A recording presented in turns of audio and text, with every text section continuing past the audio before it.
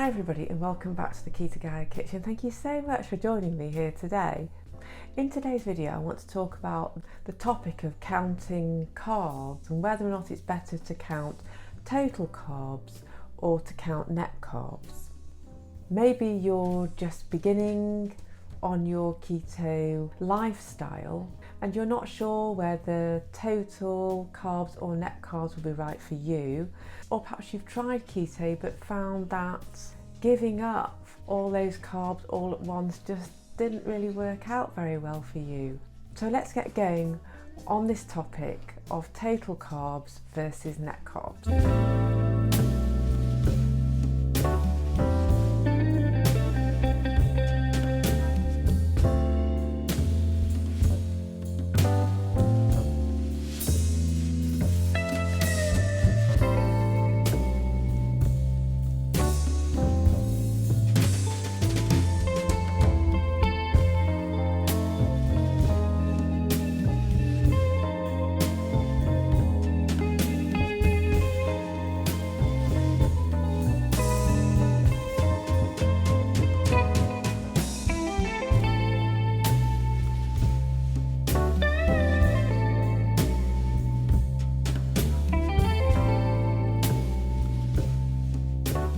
So which is best for you, total carbs or net carbs? Well, you know what, it all depends.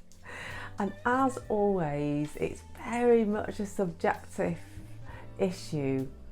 And in my opinion, it should be an individual one. And rather than just giving a blanket, oh, only calculate total carbs, or no, it's okay to calculate net carbs, I think it needs to be a bit more nuanced than that, really.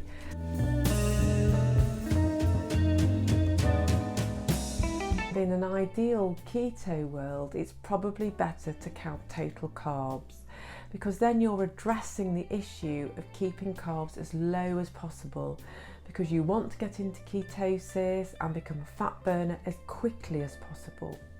And yes, counting total carbs will give those physiological changes that you're looking for to get your carbs into check and therefore have a greater effect on metabolic health over a shorter period of time. On the other hand, I believe that there is also a very strong argument that for some people counting net carbs would be of greater benefit. And so this is based on both the physiological response, so keeping the carbs low from a metabolic health perspective, and also a mindset issue, so the moving away from the processed foods. And for some people, they will start keto, they will count total carbs, they'll lose the weight and they'll feel great. On the other hand, there will be some people who try counting total carbs and find their bodies will fight against cutting that number of carbohydrates out from their diet all at once, or their addictions to carbohydrates and certain foods simply won't tolerate that big a reduction. For some people who have been eating highly processed or ultra processed foods for many years, they may have carb addictions and food addictions, and they've probably had a number of attempts to lose weight on a calorie in and calorie out model of weight loss, which has just not supported their efforts at all.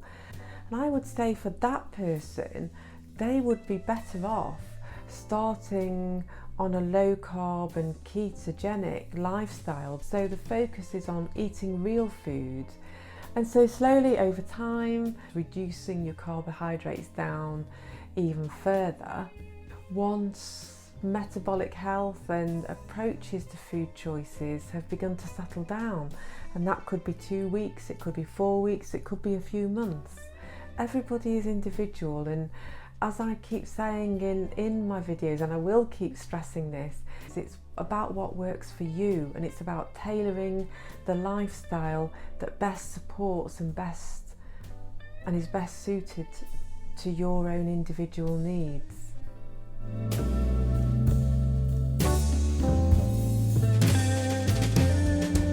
The benefits from choosing real foods, from going low carb, you will still see a result in weight loss and in health improvements, and then you can further tailor your carbohydrate intake by reducing your total number of carbohydrates down.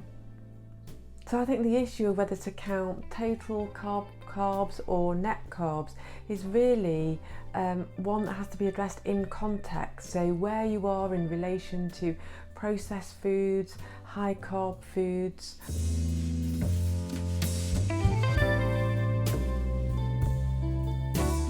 If you're eating processed foods or believe you are a carb addict or your diet includes a lot of high carbohydrate foods, and despite that you are ready to let go of these and you are the sort of person who enjoys throwing themselves in and fully immersing in a project, then counting total carbohydrates could well be for you. However, if you are somebody who wants to do keto but you find change difficult, you're very much a carb addict, or you feel like reducing your carb intake by so much is just for you, it's just a step too far outside of your comfort zone, and in that case you may just find yourself starting keto, counting total carbs, and then just deciding to throw the towel in because it just seems just like a step too far. Then I would say take things more gradually, take things more slowly, and gradually over time move from low carb to keto, start counting net carbs, and then at a later date you can introduce counting total carbohydrates. So the decision as to whether to count total carbs or net carbs is not set in stone. It's very much a contextual issue, it's a physiological issue, and it's also a mindset issue. So that's it for today. Thank you so much for joining me here in my kitchen, in the Keto Gaia kitchen. Take care and see you again next time.